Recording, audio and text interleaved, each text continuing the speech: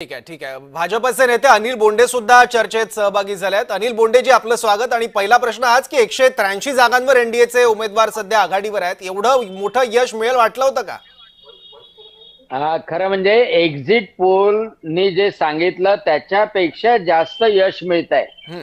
जातीच्या धर्माच्या भिंती तोडून लोकांनी मतदान केलेलं आहे आणि हे मतदान नितीश कुमारांचं 5 वर्षाचं सरकारचं यश तर आहेच, पण त्यासोबतच महत्वाचं म्हणजे 2014 पासून भारताचं यशस्वी नेतृत्व भारताचे प्रधानमंत्री नरेंद्रजी मोदी करतात आहे।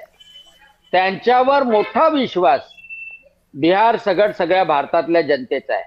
विशेषतः महिलांच्या गळ्यात हृदयामध्ये प्रधानमंत्री नरेंद्रजी मोदी आहे, त्यांच्या गळ्यातलं ताईत आहे आणि त्यामुळं हे यश प्राप्त झालं।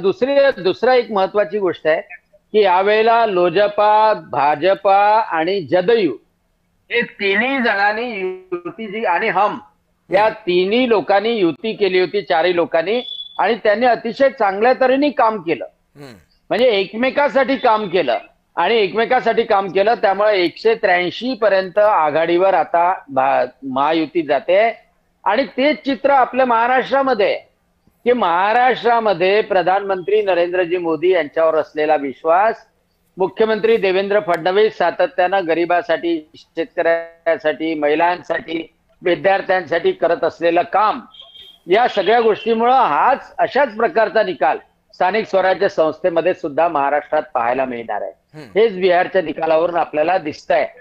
आणि काँग्रेस आणि काँग्रेसवाले जे वोट चोरी, राहुल गांधी वोट चोरी करत फिरले, काँग्रेसला संपूर्णतः झिडकारून टाकलेलं आहे। आता तरी त्यांनी सुधारायला पाहिजे की काँग्रेसवर लोकांचा विश्वास नाही राहिलाय, राहुल गांधीवर विश्वास राहिलेला नाही।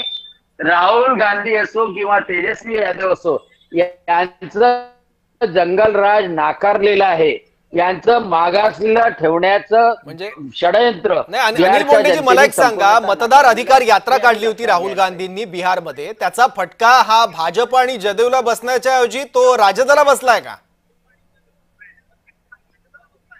हा मतदार यात्रेचा फायदा, खरं म्हणजे सांगू का, राहुल गांधी हे भारतीय जनता पक्षासाठी अतिशय फायदेशीर व्यक्तिमत्व आहे आणि राहुल गांधींनी मतदार यात्रा काढली, त्यामुळे जास्त लोक मतदानासाठी निघाले आणि जास्त लोकांनी भारतीय जनता पक्ष महायुतीला मतदान केलं।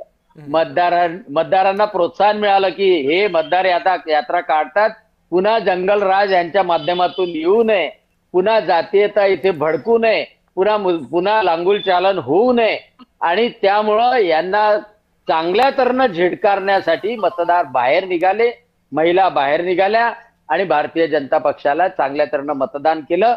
आणि आज हीच गोष्ट महाराष्ट्रात होणार आहे, हे या काँग्रेसवाल्यांनी लक्षात ठेवावं।